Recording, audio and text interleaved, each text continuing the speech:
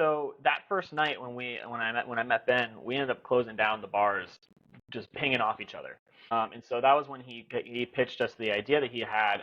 He called Bitcoin Bay. The idea was building a Bitcoin circular economy in the Tampa Bay area. We're in a pretty unique area. We have 4 to 6 major cities, depending on who you ask, or towns and cities. I mean, there's about 6 million people within like 90 miles.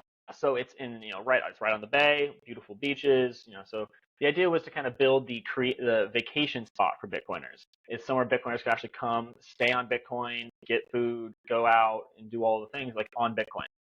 Obviously you have El Salvador, and Bitcoin jungle, but America has its unique challenges, regulation-wise, and all of that. So we wanted to create a model for Americans, and how we can help people follow that.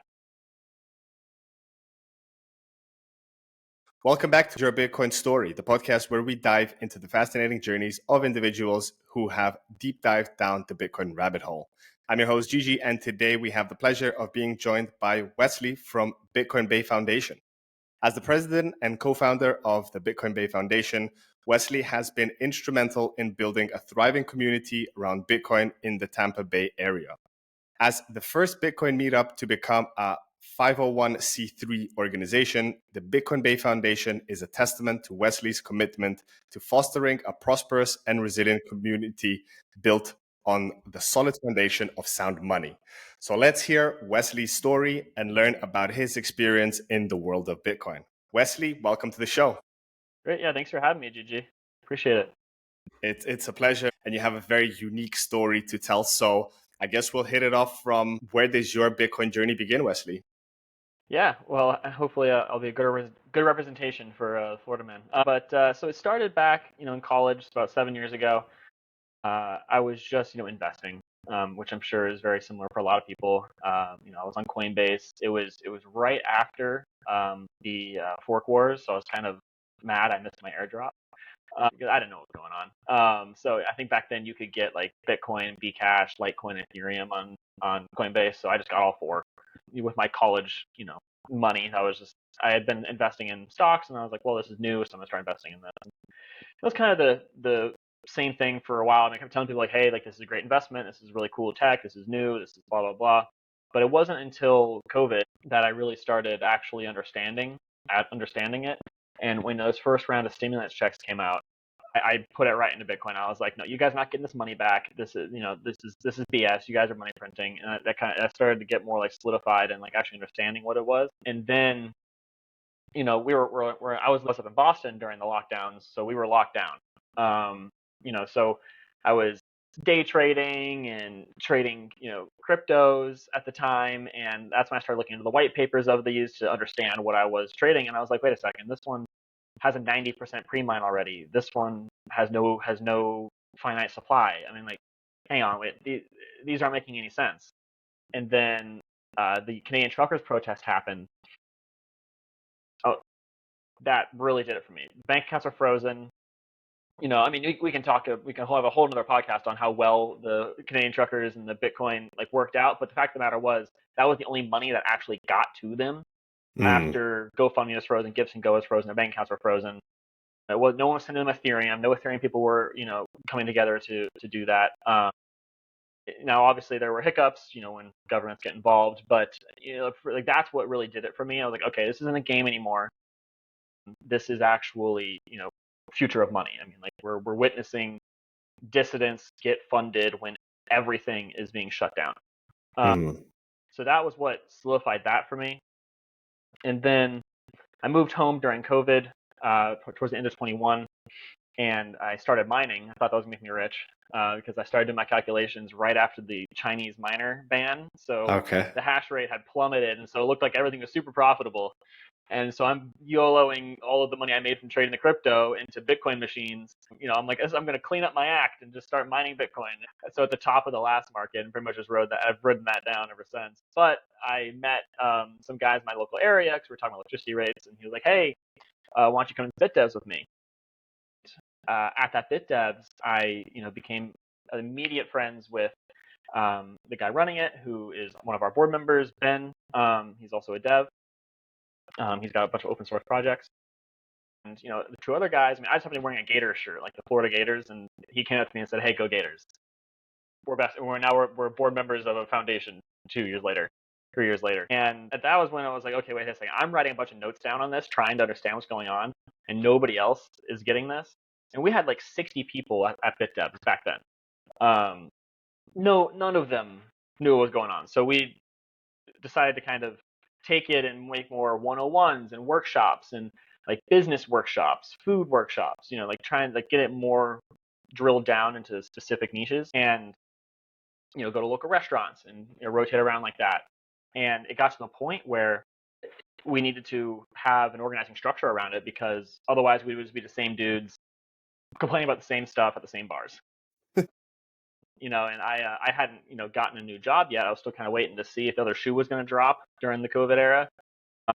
And so I kind of just picked up the mantle and was like, all right, well, we'll incorporate as a nonprofit. So I read a bunch of books on that, filed all that paperwork, and we were the first ones to do it. Since then, there's been at least 3 or 4 others that I know of that we've consulted with. People have asked, like, hey, how did this go? What was this? All that. I actually just got a message the other day. Another group got their 501c3 status approved. So, we're definitely. It was fun to be the tip of the spear on that, but I'm excited to see what everyone else does as well. But yeah, that kind of takes us to today. I wanted to, just to give some kind of context and an introduction to C for the non-American audience, including Gigi himself, who's not very familiar with. Can you break down in simple terms, like what is 501c? Yeah, so it's a tax exempt status in America. So C3s are your typical charities. Okay. Churches, us, like people that donate food, that provide meals to people, like your typical I'm donating to a charity is almost always a 501c3. You have like social clubs and other things that are different, like C4s and C6s, but we're essentially a tax exempt charity. Gotcha. So what kind of, was it your idea or your board members, Ben's idea, to kind of launch the first 50C kind of organization in the Bitcoin space, or how did that come about?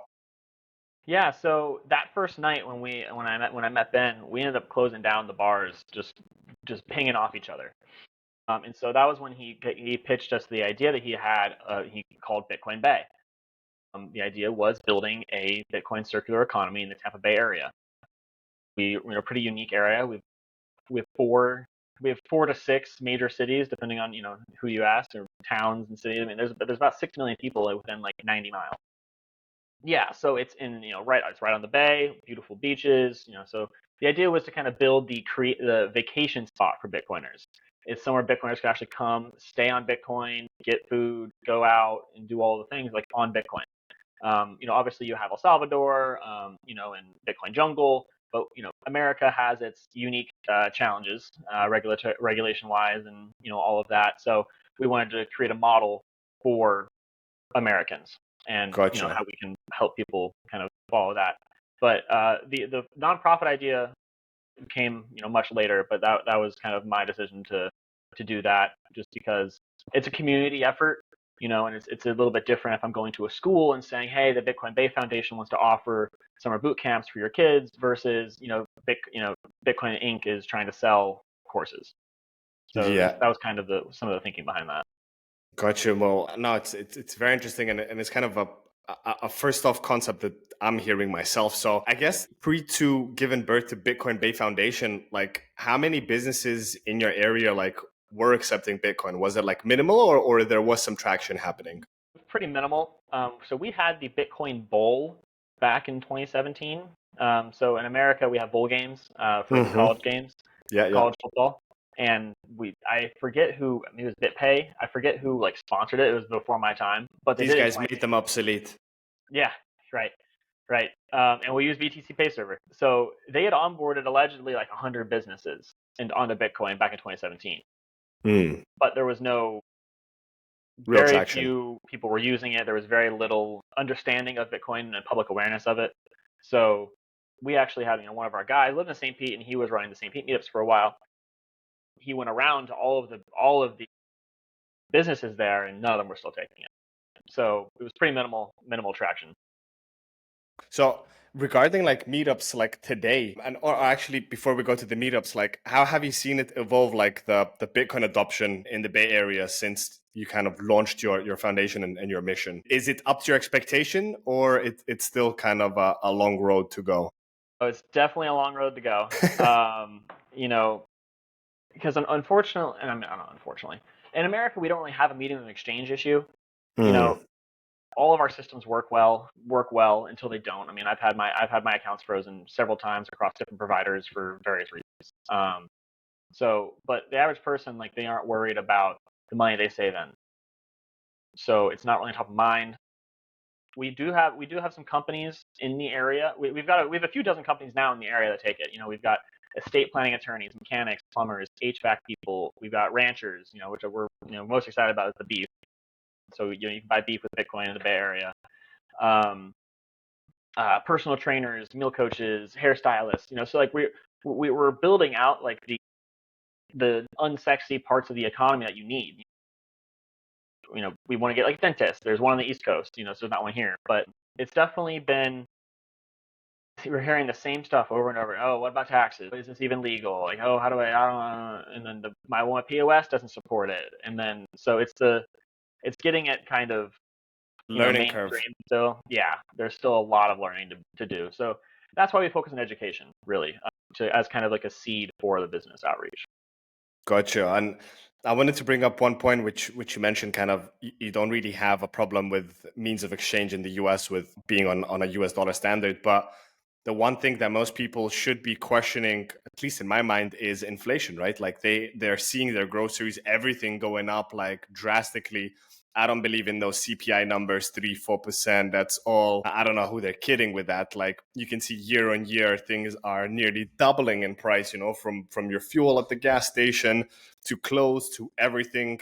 Wouldn't that be like a catalyst? Like, isn't that an easy way to orange pill people, which are like, well, what's the point of Bitcoin, And you tell them, well, how do you like your savings account just melting away every day? The more the Fed prints, the less you have purchasing power in your pocket. Yeah. So 2 years ago, when inflation was running hot, gas was at 450. Mm. Bitcoin was at it hit 60 for the first time. Like that was when we had 60 people showing up to BitDevs. And we haven't seen it. We haven't seen that same returning interest with this most recent run. Gas is below $3, so like people aren't in as much acute pain as they were then. I mean, obviously the long-term implications and like effects are still there. Egg prices have come down, gas prices have come down, rents in the area have stabilized. So I just don't think people are necessarily feeling enough pain to try and learn anymore. Also, there's people got bigger issues. Like there's the election is damn near next week. I don't know if No this news way, came there's out. an election going on? Yeah, I don't know if you've heard. So everyone's really focusing on that, which has been exhausting. It comes and goes with the price, the interest with people, but the more aware are definitely, everyone's complaining about inflation. Everyone is like, oh, yep, inflation sucks. It's happening all the time, but that's where it ends. When it comes to do Amazing. something about it, just to get people's feet to move is a little bit different. I see. So I guess that the turnaround now with and how regularly do you do meetups? You do them like once a month, like bi-monthly? Oh, every week. Every week. Wow, Yep. weekly. Yes. Yeah. So What are they like? Like break it down. Are they like is it like a workshop, or it's more like a presentation or a keynote, or like what's the style of them, or you mix them up? yeah, so we definitely mix them up. So we actually have our next one tonight, which is why I'm in uniform. I'm wearing my Hodler's official Nice. jersey. Representing. Yes, we're actually getting some new custom ones made for our next big event, which we can talk about later. But tonight we have our quarterly planning update. So every quarter we get together and we have a roadmap that we see, how well we did, what we want to add, and get feedback from the community. Just kind of just keep everybody updated and keep the feedback involved. So we have that tonight. Last week we had our Bit Devs. Week before that was a social, and we had a ton of speakers. June, July, August. There was it was like primary season for Hmm. the local representatives here. So we had school board candidates. We were talking to them about, hey, well, inflation's a problem. We all know that. Like there is like terrible economics teaching. Like, would you be open to incorporating what we call financial literacy for the digital age? Like people have to learn about this stuff. We had a supervisor of elections candidate come in, and so we talked about simple proof with him. The Carlinhos project down in Guatemala. And backing up. We had Carlinho on the episode. He went deep dive into his election proof of work. Right. Yeah, and so we're like, hey, like, would you open this? He's like, of course. I like, why not? Like, I don't get Bitcoin. I'm, an older guy. I understand backing up our results and saying this happened at this time, and anything that happened after that's clearly changed. So we had a and several others in that vein. So we try to do like a guest speaker social bit devs workshop is kind of what we try to do, but sometimes we'll have more speakers, sometimes we'll have more workshops, and just we kind of keep it flexible. And with regards to the audience, do you see like new people come in every week, or it's more like regulars that get together? It's like a community get together. Like, what's that like? Yeah, so we definitely have our regulars, which God bless our regulars. They make sure I'm never alone on a Thursday. But every week we probably get one or two new people, and that's definitely been kind of the biggest side benefit, like unexpected benefit of running this is meeting new people every week. I was just talking with the University of Tampa Crypto Club on Monday, so I meet those, so we've had a good relationship with them for the past 2 years. I keep calling them the Bitcoin Club to them, and then they started saying it back to me. So either they're just saying that so I shut up, or it's working. So we get to be involved with stuff like that. But yeah, it's we get a steady trickle of new people, and then we have our core group that holds it down for us. And sometimes we'll run meetups if I'm out of town. Nice. So I want to bring up another topic which is very hot at the moment, especially with all this like communication restrictions happening on platforms and kind of the ultra growth of Nostr. Do you guys do any coverage of Nostr? Do you push? Is it as Bitcoin Bay? I guess you do have a Nostr account, right? And how is that like? Are people like slowly gravitating towards it, or it's still like an alien aspect like Nostr? No, like forget Nostr. I'm all about X. Yeah, so it definitely is a slow gravitation. We have some of our guys that I can only get in touch with them through Nostr. Nice. I don't know their actual name. I don't have their signal. They don't have a Twitter. So if I ever want to get in touch with them, I gotta send them a Nostr message. And there's several guys that people stay nim in our chat. I mean, I have friends I've known for a full year, and I still don't know their last name. But yeah, so Nostr is it's an interesting one, because I mean, we really try to run our own relay and do the thing, but it's just it's not foolproof yet. And even though I run a Bitcoin company, I am not a very technical guy, so it definitely needs some work, and we need to be better on it. But yeah, we have it, and I try to use it. But gotcha. But what's your personal take on Nostr as an idea of kind of we have Bitcoin as our own hard money, like we own our money with Bitcoin, and with Nostr we actually own our online content communication through the notes and the content that we put out. Oh yeah, I mean, I think it's awesome. I think it's a great idea. I'm not technically savvy enough to like speak to how it is will work, but I like the key pair, taking it and plugging it into whatever it is that you're doing. It probably needs to be like abstracted away for the normie, just because like, oh, here's your public-private key pair is like my what? Like here's your login key. Call it that. Like this is your key to your house, your key to your mailbox. Don't give anyone the key to your house, but like you can give people the key to your mailbox. That way they can send and receive messages. This might be an improper analogy, but I definitely think like the data consciousness is probably increasing, and people are sick of being censored. But you need the network effect, and people do like their algorithm. I mean, like if you only follow 6 people, you're only seeing those 6 people in their reposts. And I mean, half of my Twitter algorithm, like my For You page, like I am interacting with and consuming that content, but I don't follow a lot of those accounts. Like it'll show me like these major accounts that I don't follow, but I still like and comment or share like those posts. So I mean, it's trade-offs and everything. I like it though. I mean, I definitely, it's definitely very new. I mean, we're probably only 2 years really We're into like, it. yeah, going into 3 years. Yeah. Yeah. So I mean, it's like it's super new.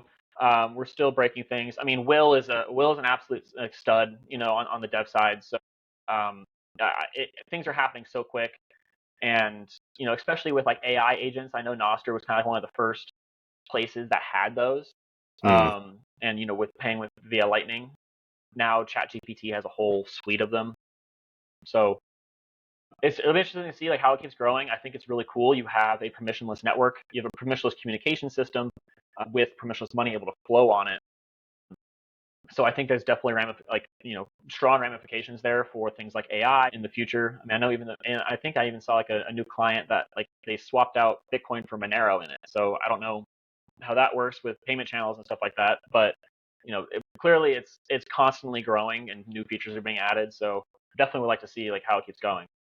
No, for sure. And I totally agree with you, Wesley. Like the speed, the way things are unraveling, like I'm sure there's so many things already being built today as we speak that we Mm-hmm. have no idea about. And going back to the time frame, just in a mere like under 3 years, everything that's been built, like imagine the next, 5, 10 years. If it really carries on in this pace, I think some amazing like there's going to be concepts that we cannot imagine that will be built on top of Nostr. Because in the beginning, it was kind of like this decentralized replica of Twitter. But as we can see, with Zapstream and there's a lot of other like use cases that are being built in. And the beautiful thing is like I'm also not a technical guy like you, Wesley, but from what I'm hearing, people that are building on Nostr, like it's very straightforward and it's like a dumbed down system. It's too complex. So you can essentially, if you have an idea, you can go out and build whatever it is, of course with some help. But that's what I love about it. It feels like Nostr to me feels like the early days of like the internet. When there was so many things like yet to explore, to build. Everything's breaking, of course, and then you're switching from different clients. Right. But there's also a beauty in it. Like I definitely like the feeling that you have of interacting on Nostr today won't be like that forever, right? Like as it grows in adoption, it'll be more kind of smoothed out and it won't be like this cypherpunky like how we're experiencing it today. So I'm trying as much as I can. To be honest, I'm spending more time on Nostr compared to X. I can't do the full switch, of course, with my medium of the podcast. Like Right. I still need to grow my audience for that. So X is still around, but like if I have to choose my personal one to actually go through the feed and read, Nostr wins like any day over X. Because especially now going back to the elections, like there's nonstop election stuff, and I couldn't give 2 cents about elections. And Right. it's just like I don't like what the algo is feeding me. And with Nostr, there is no algo, right? Like you kind of choose what you want to follow. And I agree, if you're following 6 people, it gets pretty boring. But if you have like a solid like 100 Bitcoiners that you really like appreciate and you're getting value out of, like it feels like the content that you're taking out of Nostr, like it's actual valuable information more than just kind of commentary on some side event that's happening. And the Right. engagement part, like another thing that people who are not too familiar or who are yet to experience Nostr, it's not something where you're just going to create an account and you're going to start getting a follower base on its own. Like you really need to put in your work, you need to comment, you need to interact. So with Nostr, it's whatever you put into it, you get out of it. So it's very different. Maybe not for everyone just yet. And plus, like 99% of things on Nostr are all Bitcoin related, right? I'm waiting for the day when we have, the healthy food freaks come on and the automotive communities and Mm-hmm. all sorts of musicians. And well, we do have some musicians, but I mean like the general like non-Bitcoin related people coming on and being introduced to Bitcoin without knowing they actually are receiving sats. I think that's going to be like a very nice way to kind of orange pill them without them actually knowing that they're being orange pilled. So but we just need time for that. So I guess going back to everything that's happening in Bitcoin today, like there's what's another exciting thing that's happening in the space which you are personally like very excited about in the Bitcoin space as a whole? I want to see what happens with BitVM. It's another one of those things where I don't know enough to really audit or anything like that. But so from what my dev team tells me is what I want to call them. We got like 4 guys that are dev. From what they say, like it's really cool. Like it's gonna help really out programmability. They're always talking about covenants and OpsCTV and all that. You've also got on the other side. I mean, in America, I'm also involved with the Florida Blockchain Business Association, and that helps like push legislative stuff. And that's my less pure, politic silo that we keep things in. But they're the ones that help to push like the anti-CBDC bill in Florida, and so we're seeing a lot of bills like that going around. I mean, today Pennsylvania just passed like a Bitcoin Bill of Rights, essentially, a right to Bitcoin legislation. America is like the states and federally are taking a lot more of an active approach to enshrining, Bitcoin rights. And so, I mean, you had the promises from like RFK and Trump about the strategic Bitcoin reserve. I'd be interested to see if that actually if that bears any fruit. Instead of just being red meat for the dogs, like how that stuff Collecting votes. Yeah, yeah. A little bit clickbaity, like, oh, well, we'll make it a Bitcoin strategic reserve, and then they get elected, and it's like, actually, sorry guys, like that was just a play in my playbook. Yeah, which is oh, shocker, politician lied about something. And there's projects like ARC, with crap, I forget his name right now. But like the scaling, obviously is always going to be a challenge. So interesting to see how that, because Lightning hasn't really gotten much easier to use in the U.S. I mean, like I still use Phoenix because I have an Android, but all my iPhone people can't use it anymore. And so that was like everyone's main, non-custodial wallet. And like, yes, you can run your own node, but what about Zeus? Isn't Zeus available on iOS? Yeah, so we use Zeus because Bitcoin Bay runs our own nodes. So Zeus is like our mobile hot wallet. But people aren't. I mean, channel management is a heck of a thing, and we have a couple guys that are trying to do it, and we've hosted node workshops. It's just, unfortunately, if you can't just download an app and it works, the average American, it's not going to do it. No, it's just not. Unfortunately, that's just the reality of it. But that's why we run nodes that our people can connect to. But we're not doing we're not like an LSP, because there's money service business requirements there, and that's just kind of a whole other thing that we're not paid to do, so we don't. Yeah. But yeah, I mean, there's a it's interesting. I mean, I can kind of see like factions forming as well in Bitcoin. I mean, you got the Sailorites, and then the paranoid crypto anarchists on the other side, who I'm always more fond of. So it'll be interesting just to kind of see what the next 4 years hold, for Bitcoin. We keep hosting, events. We keep, we're trying to grow down here, and I really have kind of unplugged from a lot of the wider stuff, and I'm just focused locally at this point.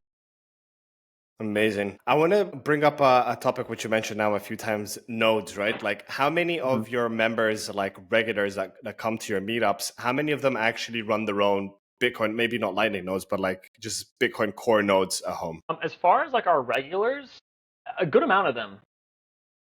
Like my node went down because of the storm. We had a bunch of power on and off, so that might have messed up my SSD, and I can't get my Bitcoin core to resync. So I was able to connect to one of my other guys. And it's nodes, it's nodes in their homes. It's not a voltage cloud node. Yeah. The ones that do run Lightning nodes are typically voltage nodes. But yeah, I'd say we've got probably a few dozen nodes, in the area that people can connect to and run on their own. I mean, we've had a relationship with Start9. I have a Start9. I have their first embassy. It still runs. Thank God. I was scared to ask what node that you're running out. I was hoping not to hit an umbrella, so I was like, I'll just stay quiet. It's nice that you're running Start9, which, to be honest, it's so easy to run, and for people who don't want to do their own DIY job, you can just plug and play, go on Start9 website and get a server one. No need to go all out Cypherpunk server pure for $1,000 but you can get it started super easy, plug and play. And I think that the reason I brought it up, and I think that's one of the super important aspects of Bitcoin adoption, is for people to run their own nodes, right? As the motto goes, don't trust, verify. And not just for the verification and privacy aspect, but just for doing your little bit of giving back to make the protocol more secure, because I really think more people should be running nodes, and definitely that's something that is an important factor that not many people talk about. Like, I don't know, maybe running a node is not a sexy topic, right? As ordinals or some other gimmicky things. Yeah. But I think it's like the true sovereign thing that if you are holding your Bitcoin in cold storage and you're not running a node, you better like reconsider why aren't you running a node? Yeah, and those are typically the ones that are running their nodes that have made it, down the path, because we do a lot of 0 to 100 kind of deals. So we get a lot of noobs, and then as people progress through kind of our programs that we have, or like the various like educational noobs that we have, once they get to the cold storage and like multi-sig side of things, typically they're like, okay, now I want to run a node, and so once somebody hits cold storage, they almost always start asking me about nodes. So it's those are definitely the ones that are doing it. But a lot of people are just content with their daily DCA that goes right into their cold card, and then they don't even. Yeah, I had to help a guy literally like send a transaction. Like, I've never sent a transaction from here before. I was like, you've been coming here for 3 years. So that's kind of the that's one of the hodl mentality is something I'm constantly beating my head against when I'm trying to create a circular economy where you have to spend the money. Yeah.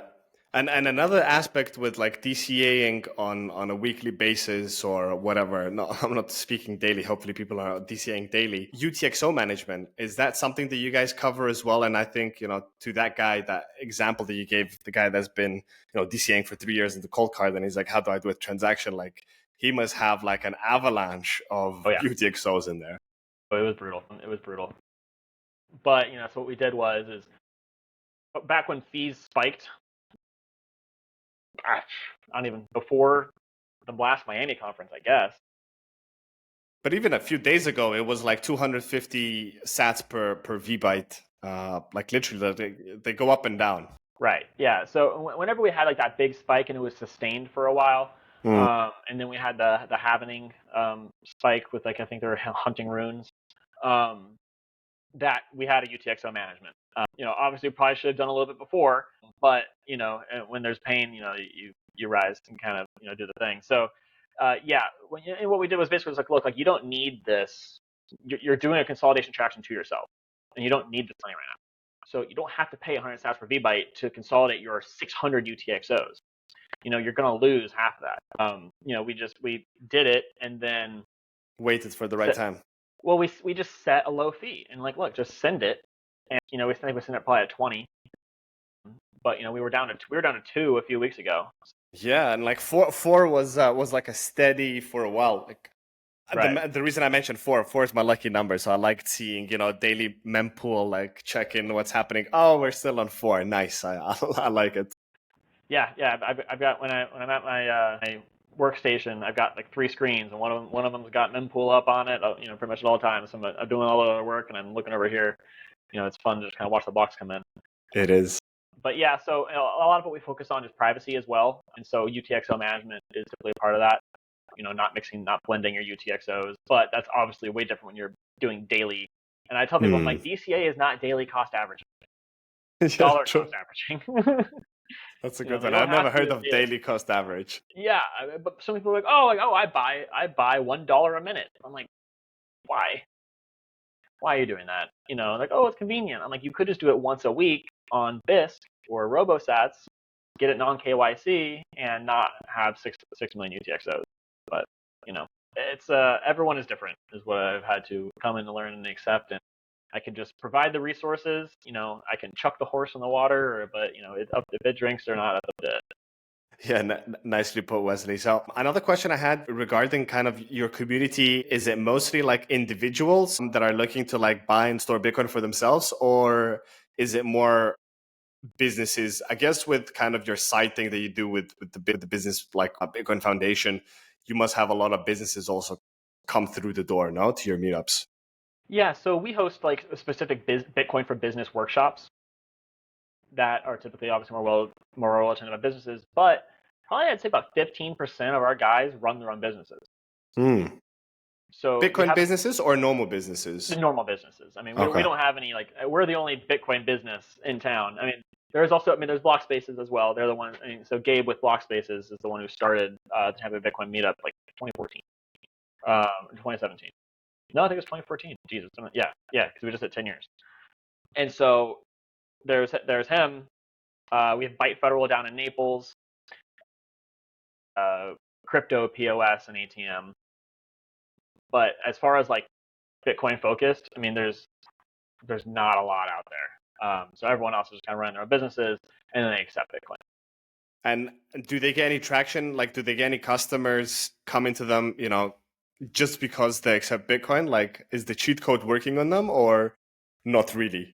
Well, so I mean, we've had strategic partnerships made, like in our between individuals that run businesses in our meetup. Like we have a guy that's the higher up in a freight company, and we have another guy that runs a full stack IT company, and another one that was one to do Nostr. So the three of them got together, and he's working on how they can do time tracking, communication, and payouts for his drivers over Nostr with Lightning. You just get stream sats while you're driving.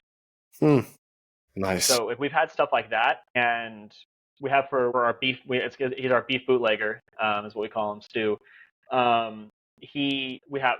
We have a affiliate program with him, and we'll co-host events together, and our guys get their beef from him. So we have stuff like that. We have an estate planning attorney that we send people to, because people come to us and are like, well, what do I do about my kids? Like, what do I do about my will? So it's mostly been stuff like that. It's been very much like the local members, essentially members working with members.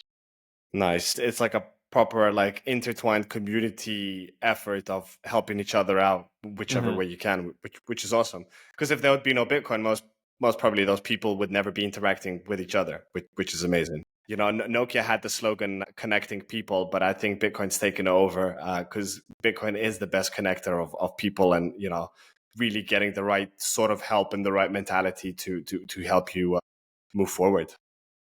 Yeah, I love working with Bitcoiners. I mean, like, because in order to be one, like, you have an understanding that the money is broken. You have an understanding about economics. You have an understanding, about like this, and this. I mean, like the mindset that like the majority of the people that come through the door that are already Bitcoiners or who are wanting to become, who are just trying to learn, is a much more individualistic, much more entrepreneurial, self-sustaining, and like community oriented. And so like Bitcoin is the lightning rod that we use to build our community. Nice. It's what kind of gets people in the door. But I mean, it's gotten to the point where half of our meetups aren't even really about Bitcoin per se anymore. We had a practical prepping workshop the other day, right before the hurricane, and we're taking we all get it. We all get the Bitcoin stuff. It's been the same people here for 2 years, and we get the new people every now and then, but we had the beginner courses for them. What are we doing with it? What are we using this for? Is a big, how do we make this actionable, is a big driving force behind kind of like what we do. Yeah, no, amazing. I guess one more question that I had is, since you guys are Bitcoin Bay Foundation is a non-for-profit, how do you guys fund your operation? Is it through like member donations? You have some sponsorships or grants, or like how do you get about doing what you guys do? Yeah, so member donations are definitely the bulk of our revenue. We sell these jerseys. Nice. We got a baby blue one, and we're making a Gasparilla one as well. We host events. So like when we host like our Sound Money, Sound Food dinner events, we will partner with a local rancher or a restaurant, someone that doesn't have like put crap in their food, and we'll sell tickets to that. It comes with a meal and a presentation on what's wrong with the food system. Why did it get that way? Why are they doing their thing at this restaurant this way? And then we come in with like, why is the money broken? And then how did that break food?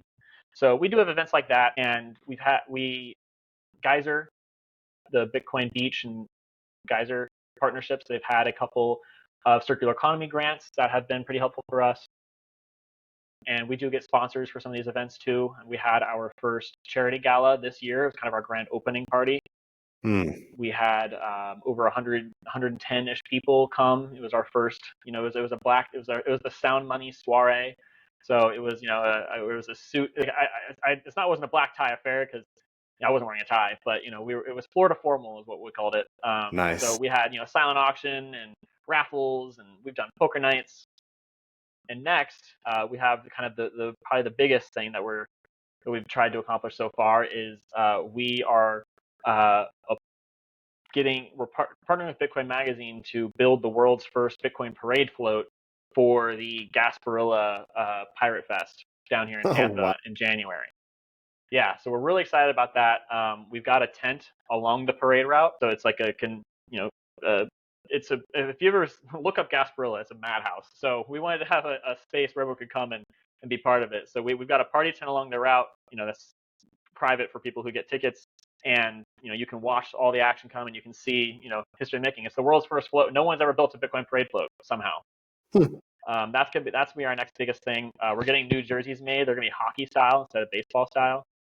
Nice. So it's gonna be fun. We're gonna be throwing beads out with Bitcoin on them to the people. It's gonna be hopefully a pretty big PR move for that, because I'm sure it's broadcast on all the local channels. I mean, last year we had probably like 800,000 people at the parade. Wow. Yeah. So we're really excited for that. That's January 20th here in Tampa, and so we're already kind of getting interest from people around the state. So we want to invite everyone that's out there. I mean, like, you want to come and be here for this. I mean, like, if anyone can tell you if they've been here, is we know how to party, and we're really excited to make that happen. We're gonna go visit the float next week and see what we can do to spice it up and make it Bitcoin. It's the pirate ship already, so we just got to make it ours. Nice. Yeah, so that's kind of how we bring in a little bit of money, is the donations, the sponsors, and then we try to host like one or two big events a year. Awesome. We like to have fun with it. Yeah, well, you should. It shouldn't be all serious. Even though it's Bitcoin's, numbers and maths, it doesn't mean it needs to be all serious. You need to have fun in life. But yeah, talk about orange pilling the masses on such an event. I think it's going to be an amazing PR stunt for PR and of course the Bitcoin Bay Foundation, because a lot of people will be interested in like, what do you guys do? Like, I'm really curious to see like how you will see, like, if you will see and probably you will see a spike in like people attending your weekly meetups. So I think it's a fantastic thing that you guys are working on.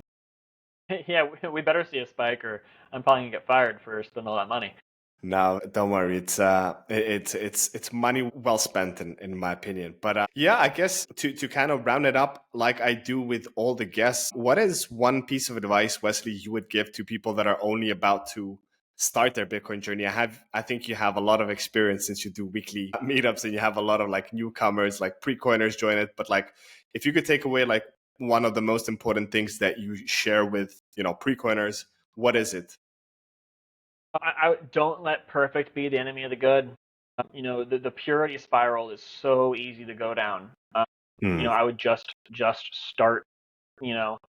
Find your local Bitcoin meetup, offer somebody $100 for Bitcoin or $20.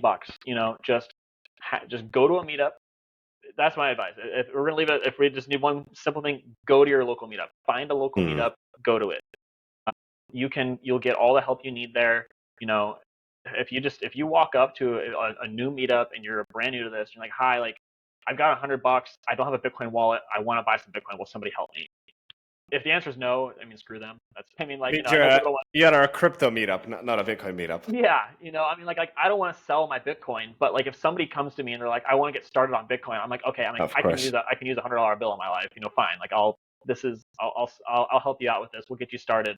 This isn't gonna, like, I'm not gonna look back 20 years from now and be like, I can't believe I gave away the 60,000 sats. So I would definitely just, one piece of advice is I give it everyone all the time: find and go to your local meetup. And if you can't find one, reach out to us on Twitter. We're Bitcoin Bay TPA. It's literally my job to help educate people. So if there's no one in your area, hit us up. But just get started, and like, don't freak out, because I'm 7 years down this journey, and I still having problems with my nodes. So like, it's not gonna, like, you don't have to do everything now. I feel like that's what people kind of freak out about. They're like, oh, like, I learn about seed oil. It's like, oh, I got to throw away my entire fridge. Like, well, maybe, but just kind of just start and do what works for you. But the meetups are by far and away the highest ROI part of Bitcoin in my experience. It's what keeps it entertaining.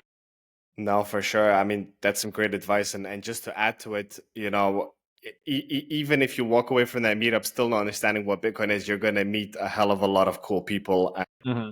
you know, it's about, making these new connections. And, especially if you move to a new town and you don't know, like, how do I socialize? Like, going to a bar nowadays is not what it used to be. And, it's so much better going to a Bitcoin meetup. You, get to learn about, the purest form of money. But second of all, you meet very cool people from all walks Hmm. of life, as you mentioned, from dentists, farmers, whatnot, plumbers, like who knows? And maybe you have issues in your non-Bitcoin life that you need solutions for. And at that meetup, you might as well, just happen to meet the person that can help you with those things. So yeah, I think this is episode 71 that I'm recording, and you are the first person, Wesley, that gave advice to go to a meetup, which I think is one of the most vital ones, Yeah. to actually connect and get away from the digital realm of just like sitting in front of a computer clicking away Hmm. through YouTube videos and Instagram swiping. You'll get much more out of it. 1-2 hours at a meetup will do a hell of a lot of good. So yeah, thanks for sharing that, Wesley. Yeah, I mean, because the biggest complaint I get from people is that it's not tangible. Mm. You go to a meetup, you make it tangible. Like Sure. that is something you do in your real life, and you're making things happen in your real life instead of just clicking around on a screen. So yeah, Sure. I can't emphasize that enough. And just to close it off, we are all our Bitcoin. As I've recently had Knut Svanholm on the pod, and he was saying how like Bitcoin it's not just a thing. Like we are our own Bitcoin. Like people, you never actually own the Bitcoin. You own your private keys that gives you Hmm. access to sign your own transactions. But if you keep those keys in your head, you are literally your own Bitcoin. Right. I fully agree with you. Like if the people that say Bitcoin's not tangible, you got to go out and meet other Bitcoiners, and you will see that it's actually very tangible. And Hmm. Bitcoin's all about getting the right minds together and building a better world. It's not about just stacking and not interacting with anyone. It's about actually cooperating and coming up with ideas and helping each other and making something beautiful in this world. If without it, like personally, if I wouldn't have Bitcoin in my life, it would be a pretty depressing place to be in, especially with all the chaos. And going back to clown world reference, like Hmm. it's insane what's happening in everyday life, and especially if you're watching TV. It's definitely not a healthy place to be, but the deeper you go down the rabbit hole, the more beautiful life gets, and the more you learn about Bitcoin, it makes you a better person, better husband, better father, just better all over citizen of the world. So yeah, I think that's some great advice. I guess the last thing I'd ask you, Wesley, is where do we send? Well, you kind of answered it in the last question, but like, what's the best place to reach out to you? I guess it's X and your website, right? Yeah. So yeah, our Twitter is Bitcoin Bay TPA. That's kind of our thing everywhere. And then our website's bitcoinbay.foundation. You can reach me at Wesley at bitcoinbay.foundation. But yeah, those are kind of the main things. We're always, this is my full-time job, so you reach out. It's me responding. It's not a bot. Take a look at our website. We have free guides. We have a free 10-step self-custody guide if you have your money on Coinbase. Nice. It just walks you right through it. Glossary terms and like some low-hanging fruit of like privacy. If you're interested in getting started on that, go to our website, scroll down, they're right there. Um, you will have to give me your email for them though, so I can send them to you. But we aim to be a resource. We're here to serve. So anyone who's scared to start, wants to start, has started, or is in our area or wants to start a meetup, we have a meetup seed packet as well. So like, Mm, what is money? What is Bitcoin? Like, we have like those beginner presentations for people. That way, they don't have to make them themselves, because it's a lot of work to do this, and people get burnt it out very is quickly when they realize that. So, we want to make things, as easy for people as possible. So, yeah, please reach out, fantastic. and appreciate you having me on.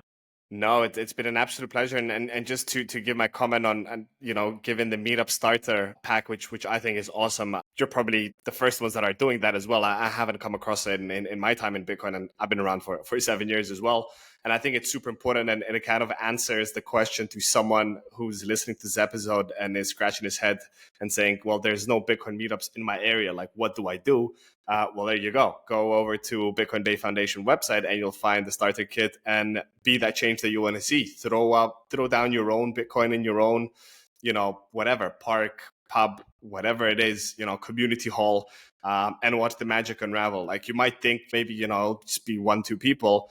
But if you don't try it, you'll never know. Maybe, you'll have 10, 15 people turn out. And even if it's 1-2 people, it's still better than not doing nothing about it.